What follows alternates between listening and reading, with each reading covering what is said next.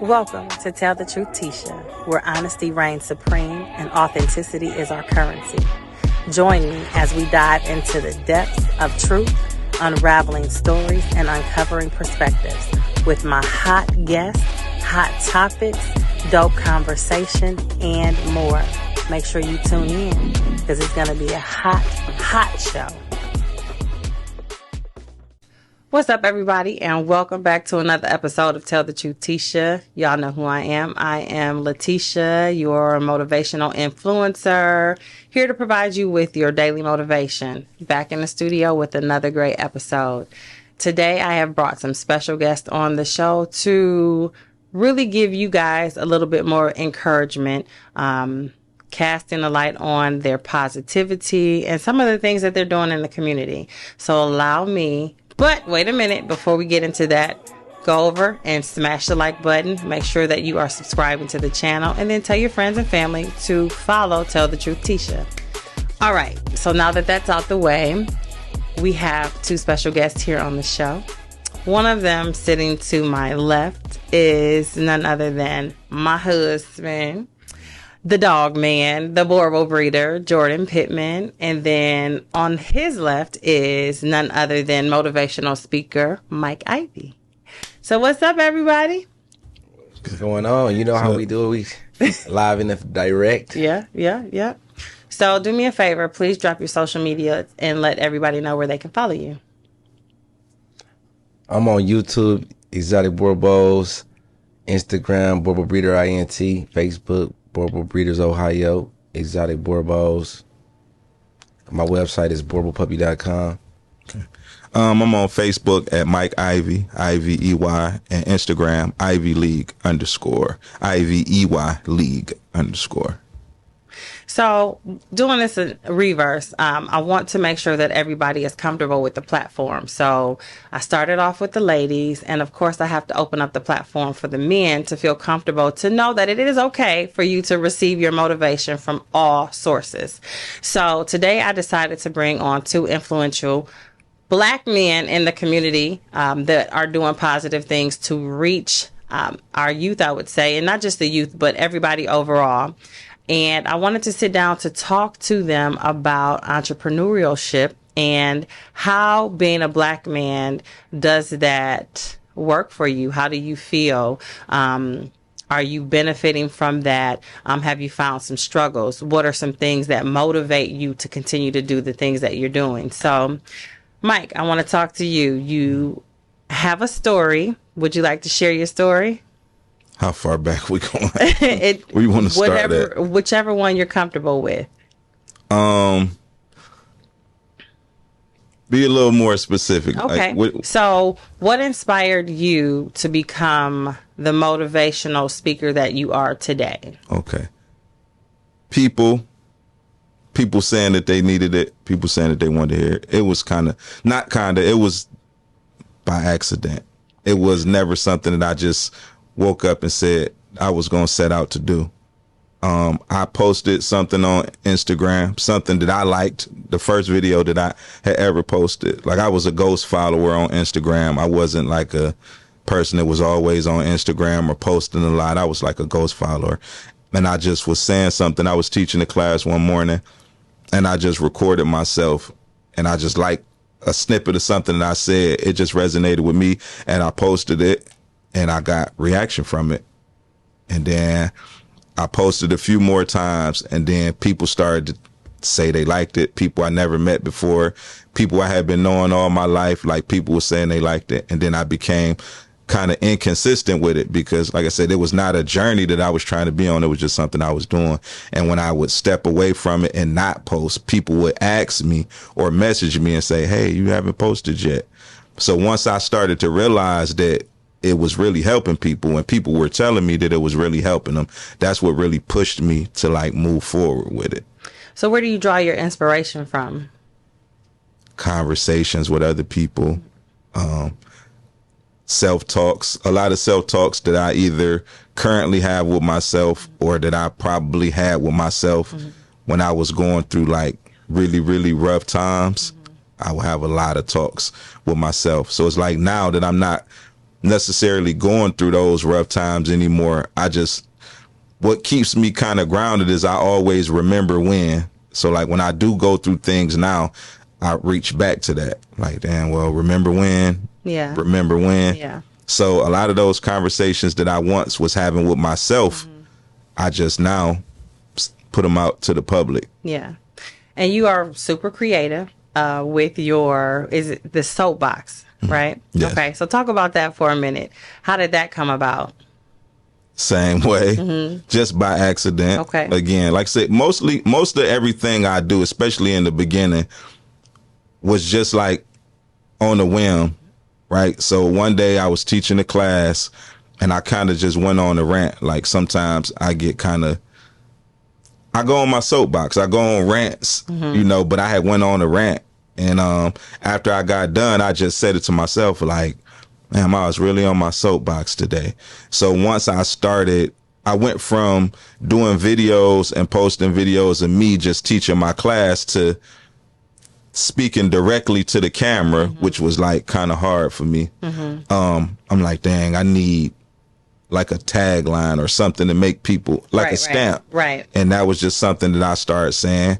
And once I started saying it again, it just took other people to gravitate to it and to latch on to it. And if it works, I just use kept what works. Yeah. So I get people that won't say my name, but I hear soapbox all the time. Okay. Soapbox, hey. Grocery store, Walmart, people riding past in cars. So I just took it and ran with it.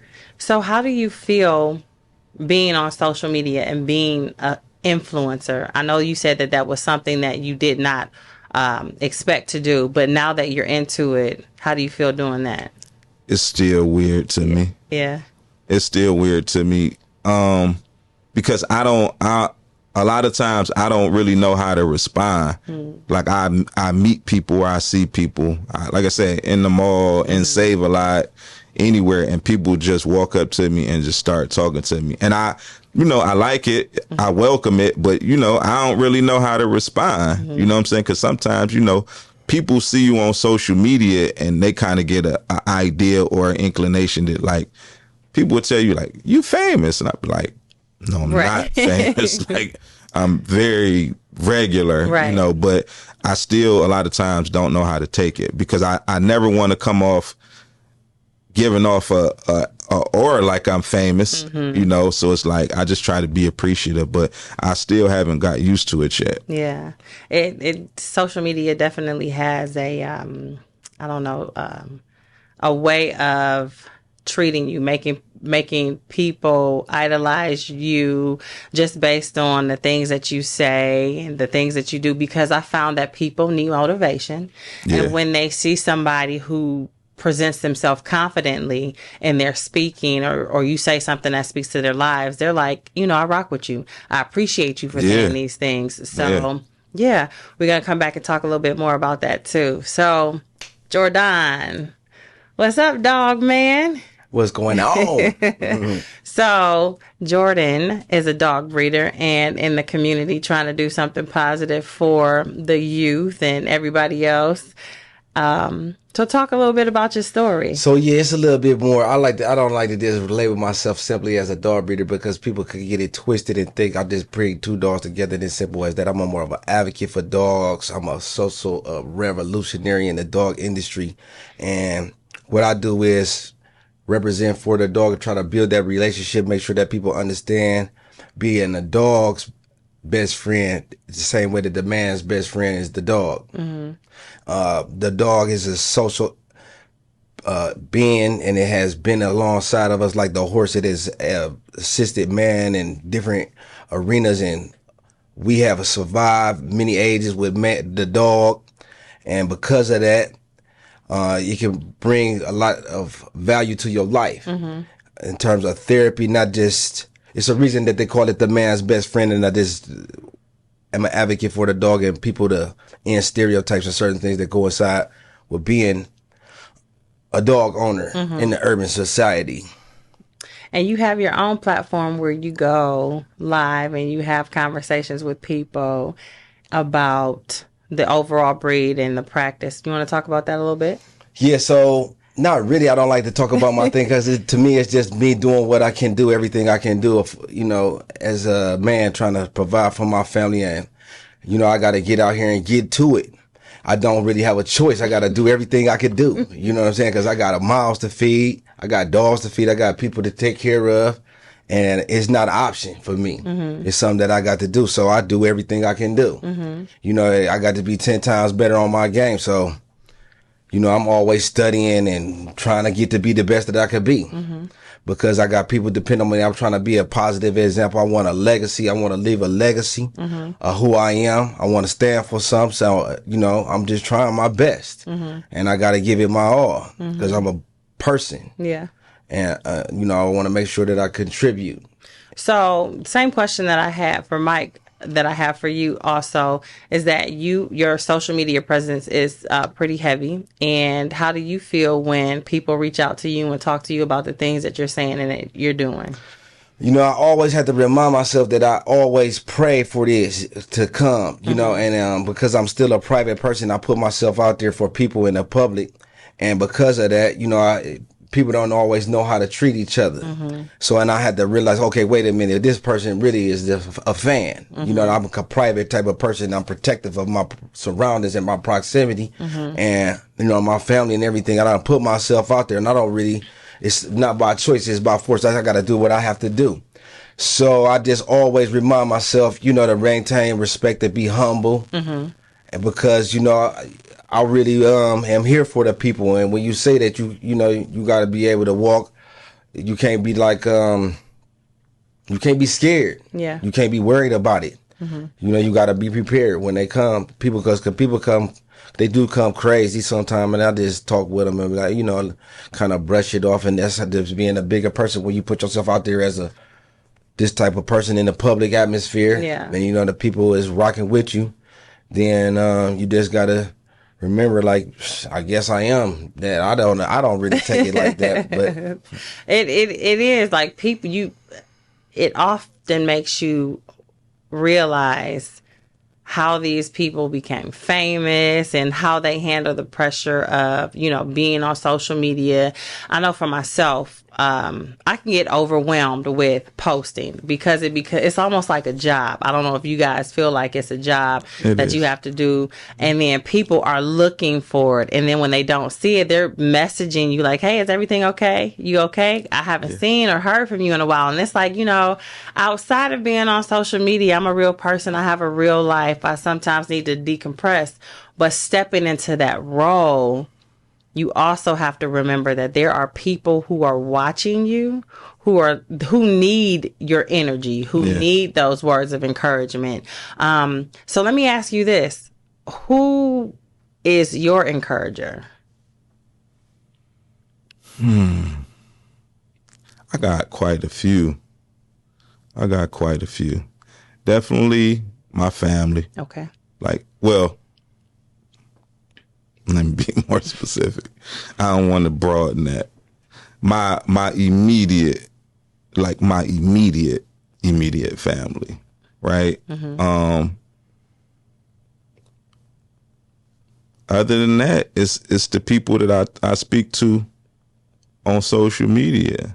Like, I guess my social media family. Mm-hmm. But really my immediate family. Okay. You know, but it's the people, like you say, they look for you, you know, and like I say, it trips you out because it's like me. Well, I know me personally, I'm like, you really looking for me? And they like, yeah. People really tell you like, nah. Sometimes I just go back to your page and I just look through and I just listen to you, and I don't know if I ever get used to that because I don't really see myself as like a motivator, a motivational speaker. I really still see myself as just me because the stuff that I say is just really, if you are around me for any amount of time, like once I start talking, it's really just stuff that I say like normally. A lot of this stuff is stuff that I've said to my kids and my grandkids and like 100 times that they probably didn't want to hear or probably get tired of hearing me say, but It's just me, just being who I am. What about you, Jordan? What's the question? Pay attention. I was. He said a lot though. You know, and I'm listening to him. And Who is your my encourager, right? So for me, I always gotta find it in myself, and I look for myself. I'll be like talking to myself, and I act like I owe everybody because these my people. They could depending on me, and I'm here for them. I said that's what I was gonna do. This is what I was going to do. So I do what I say I'm gonna do. And I'm coming through like I said I'm gonna come through. So I'm here for them, and then it does. So I had to pump myself up a lot because it's tough every single day. But then you know I got my wife and I got my family. That always is important. You know what I mean? I know that y'all depending on me. I'm coming through for you, and I'm gonna make it happen some kind of way. So we encourage you. For sure. Good. Number one motivation right there. Good. And if nothing else, because I got to see about y'all. I want you smiling all the time. So that's important to me. So I'm going to come through it. That's you know, I look at you, you know, a lot of stuff what I'm doing on social media. And I see you popping up on my timeline. Then I'm like, okay, let me. It's a competition in our house. It's not a competition, but it makes me want to go harder, you know? Because his wheels are already turning as he's watching the professional side of his wife on here handling this. Now he's going to go back and say, how can he perfect yourself? I've been doing this for too long, babe. It makes me like, hey, I don't want to let you down, though. I don't want to let you down. Right. You know, I don't want to let you down. That means, you know what I mean? I want you to make sure that you proud of me and my baby's proud. You know what I'm saying? So as we are. Yeah, and that's a big motivator. And then I just know that my family, you know, I got people looking at me. I just want to be a good example. Yeah. For the other people that see, like, look, this cool too. You could be cool like this, doing the right thing, taking care of your babies, man. You know that because at the end of the day, what can you create that's more priceless than the baby? Right. You know what I'm saying? What kind of you got? And it's all said and done. You got memories and moments, right? And the time we spent together and things that we shared, you know, the good times in life. When it's all gone, you don't really miss the well till your water is gone. You feel me? Right. So this is true. You got to take the small things in life. That's what I learned, because you might not never get what other people have. So you can't really get caught up in the materialistic things. So I always look at, you know, how can I be a positive impact, you know, make somebody smile, because that makes me happy too. You know what I mean? So we know that social media also has its downfalls, and society overall for Black men, it's hard. So what would you say are some challenges that you might have faced in the past or currently facing now that have impacted your life to make you want to become greater or show different versions of who you are as a Black man? Challenges. Being tethered to things without having a choice. I think that was one of the first things for me. So like being tethered to a job and being really not having any control, right? Like for me, I think one of the first things for me was I worked at a group home. I was like, maybe I started in my mid 20s and I worked there into my late 20s. I was young, and I worked around a lot of people with degrees and licenses, you know, and things like that. I worked around those people, but all the staff would always like meet up, and it was like I always had input. I always, you know, was not only voicing my opinion, but I was able to voice my opinion and say the things that I wanted to say, but I was able to back them up. I was able to, you know, make sense with what I was saying, even though I was not necessarily able to speak from a clinical perspective, you know, working hands on with the demographic that I worked with. And I had been working with this same demographic for years. You know, you gain a lot of things throughout experience, whether you know, whether you have a certain amount of schooling or not. I always been very confident. I've always, you know, and I just found myself in an environment where that wasn't really welcomed. You know what I'm saying? So it was like a lot of a lot of backhanded comments, a lot of different things they would do. And I could tell that they was targeting me, but like, who's really listening? Nobody's listening when you saying that you being targeted, especially if they are part of the group that's targeting you. Right. But when you work in a job and, most people, and it's no shame in it, because like I say, I've been in that position. Most people's job is their lifeline. Right. It's hard to just get up and say, you know what? Forget this job. Right. I'm out of here. I don't have to stand for this. You feel like that. But you got kids, right? You got bills, you got a car note, you got co-pay for your daycare. Like, you can't just get up and walk away. So it's like a lot of times we find ourselves tethered to something. And even though we can't just up and just walk away from these situations, like happened to me, they could just wake up one morning and say, you know what? Yeah, we don't need you anymore. Right. So that was that was a wake up call for me. Mm-hmm. That was a challenge for me, like dealing with those people. Mm-hmm. I walk in and you all walk in and you look a certain way, but you feel like you deserve to look a certain way. You feel like you deserve that. But I walk in looking a certain way. So we all come to the staff meetings and, you got on the suit and you got on the suit and you got on the suit.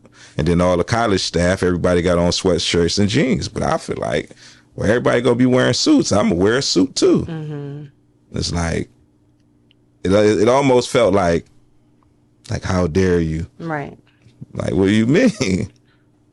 How can you afford that? Like, people really having these conversations, not directly with me, but having these conversations. Like, really, like, how can he afford that? Looking at my watch, like, really, like, you think you sell drugs? Like, what? Why? Yes, the stereotypes are. Yeah, I come here to work with kids every day. You think I sell drugs on the side? That's weird. Right. You don't think I'm able to? So yeah, that was a challenge for me. It's a challenge because it's like, if you don't already have a certain type of confidence, a certain type of self-esteem, if you don't already have a certain strong mindset, a certain will, it can take a toll on you. If you don't have a certain amount of self-control, you could spaz out one day and just flip on everybody and curse everybody out. So yeah, it was really a challenge for me, but it was motivation at the same time, because I vowed to never put myself in that type of position again. And I vowed to, if ever I was in a position where somebody, whether it was directly or indirectly, speaking to me or about me in a way that I didn't appreciate, I vowed that I'm gone. Like, regardless to what happened, you know what I'm saying, or what's on the line, I'm leaving. Like, I'm not ever going to allow or put myself in a position where I'm tethered to something like that. So that was a great motivation for me, just to never put myself in that position again, and to be an example for other people. Like, you don't have to take that. Right. You don't have to allow nobody to, like I say, talk directly or indirectly to you or about you in any type of way. Thank you for sharing that. Jordan, what about you? So what's the question again? What's the question? Challenges. Okay, the challenges. Yes. That I face as what? As a black man. Okay, so as a black man, I'm not really color. I don't see color. I see myself as a certain type of man. So now it's the problem that America have with me is because not only as I'm a black man, because you could be a black man, but I'm a strong man and I'm a direct man and I'm going to get straight to the point and I'm not going to take no disrespect. I'm going to show respect, and then they want you to be like all apologetic. So you got to be careful and mindful of who you are. So because I'm self-governed, you know what I'm saying? I don't feel like, you can do anything that you want to do in this world. If you put your mind to it and you don't forget these virtues is hard work and dedication. You can do anything through that. Steady, being consistent. So with that type of attitude of being that type of a man that I am, they expect me to be like, well, I have to be very humble. I have to be very mindful of that because that is offensive to people. You know what I'm saying? And I don't mean to be offensive. I'm just being myself. And it may be, I don't know if that is for me as the type of man that I am. So I think that society have a problem with a strong black man because as long as you a weak man, a black man, or I mean, just a type of man. If you weak and you meek, you can be easily accepted. You know, and people is willing to welcome you on in. So you gotta just be mindful of that. You don't want to be stepping on people's toes. Because I really don't mean no harm. I do not mean no harm. I just come with in peace. But I feel like because I don't mean no harm, I should be able to do what I want to do. I ain't hurt nobody, right? And that's freedom. That's freedom. I think I'll be having a chip on my shoulders sometimes. Yeah, what kind of chip? Yeah, that black man chip. Yeah. I'll be honest, I'll be having a chip on my shoulder sometimes. Speak to it.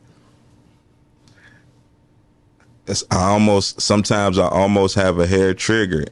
It could be in any environment, but because I honestly believe, as weird as it is, being black, a black man, people will try you. Yeah. And sometimes, like I said, being like really passive aggressive ways, they'll try you. I know for sure in work environments, people will try you.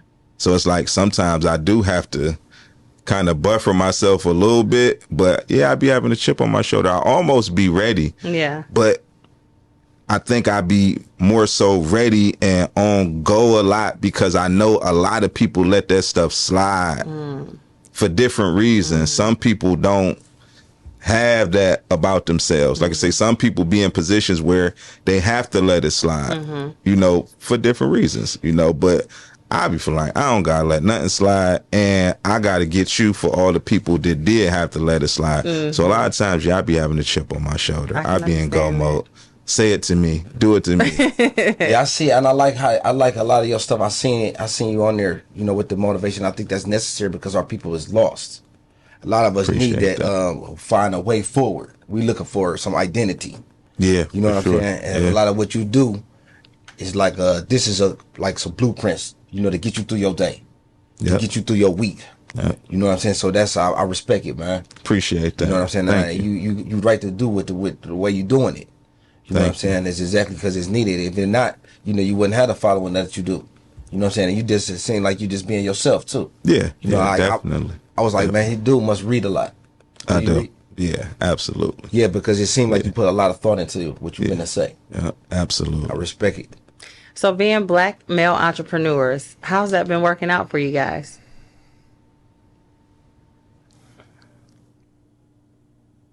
Well, yeah.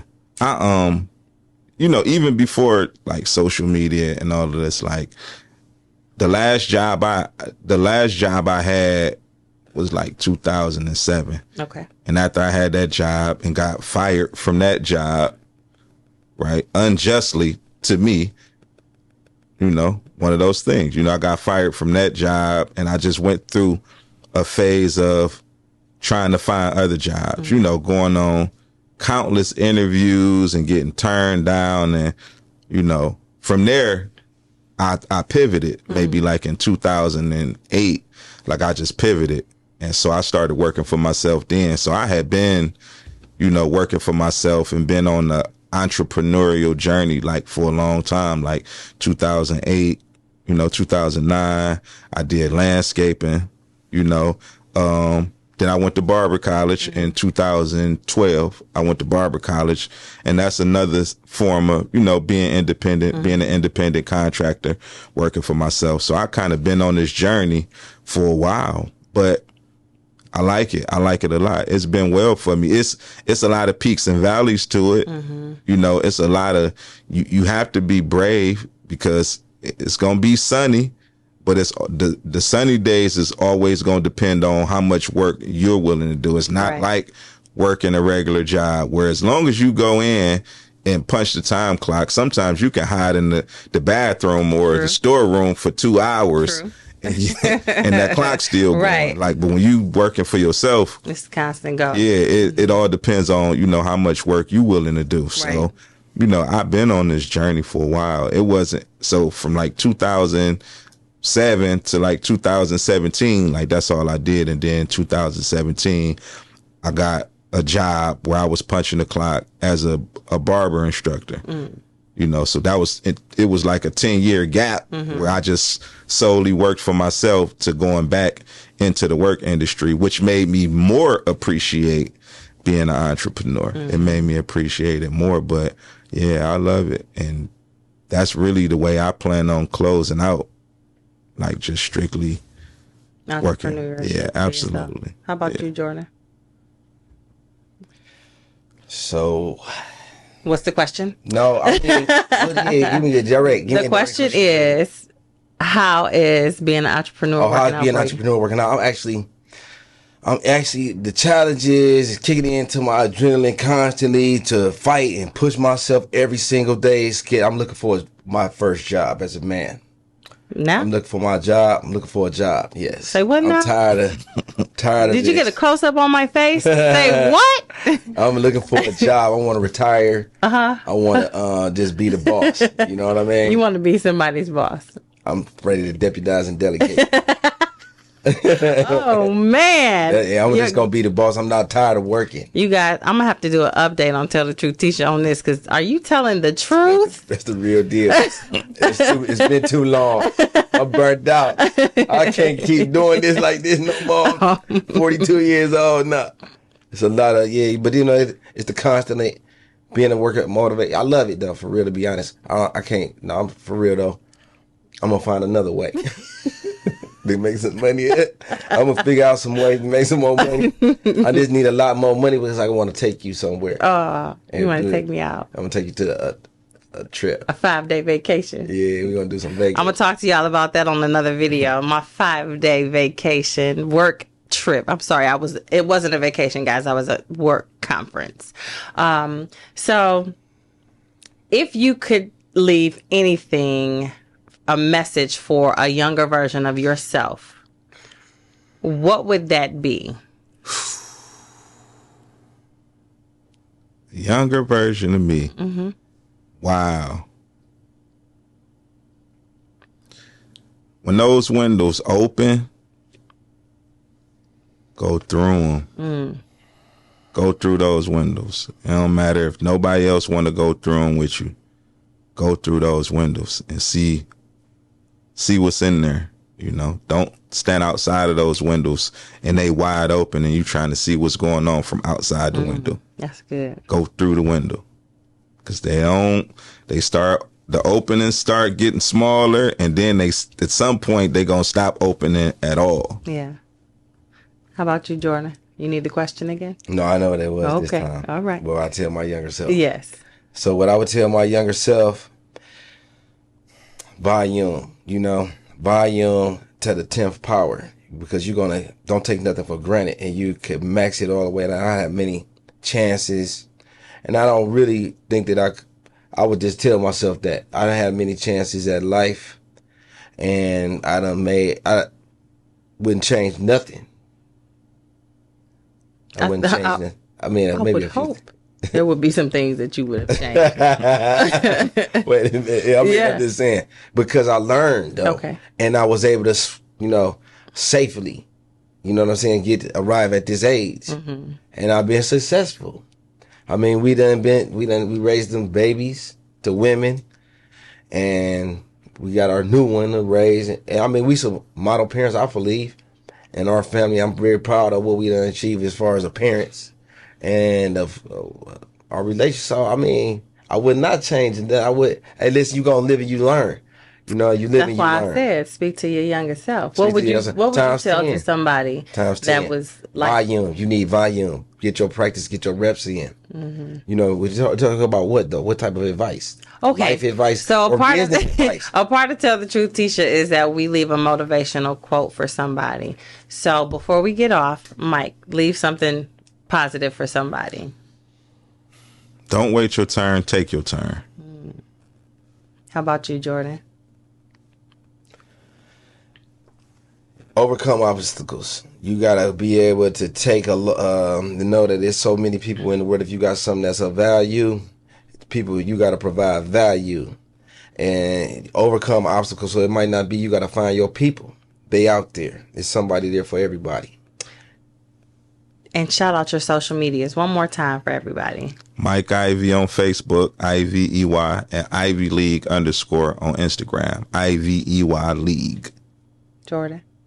Exotic Borbos on YouTube, Borbo Breeder INT on Instagram, Borbo Breeders Ohio on Facebook, Exotic Borbos on Facebook, BorboPuppy.com on Google. He's everywhere, y'all. Everywhere. Twitter, all that. It's Borbo something. If you find Borbo, if you're looking for a dog, Borbo dog, you'll find me. Thank you guys for taking the time to sit down with me just to educate people on who you are and what you're doing, some of the things that you have overcome. We need to hear more positive things and see positive images from our Black men because society likes to paint you guys in a negative light. So here on this platform on Tell the Truth Tisha, it's all about positivity, leaving an inspirational quote and message for somebody, and hopefully encouraging somebody. So you guys know that I always say you are the most important person in your life. There is no one more important than you are in this actual moment. Please do not forget to make yourself a priority, because how good will you be to anybody if you aren't good to yourself? And don't forget to smile at somebody, because you never know if your smile is the thing that that person may need to help them get through their day. And yesterday is over with and it's gone. It's not coming back. So whatever you didn't get to do yesterday, oh well, today has presented itself a brand new day. So use this day as the day to do it. Get out of your own way and make it happen. Guys, I thank you so much for coming and sitting down with me. I truly appreciate you. Don't forget, guys, go down at the bottom, hit that like button, and subscribe to the channel as well, and tell your family to come back because we have more motivational things for you guys to hear. Bye.